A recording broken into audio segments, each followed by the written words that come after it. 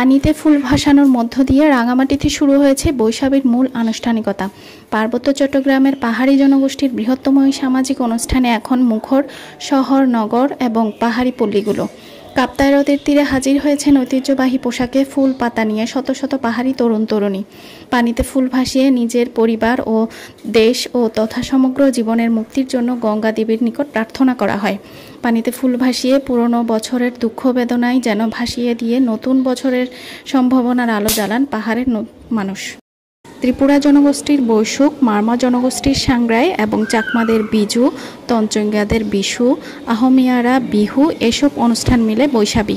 চাকমা, মারমা, ত্রিপুরা সহ পার্বত্য অঞ্চলের প্রায় প্রতিটি জনগোষ্ঠী নিজেদের সংস্কৃতি ও বিশ্বাস থেকে নববর্ষের অনুষ্ঠান আয়োজন করে থাকে।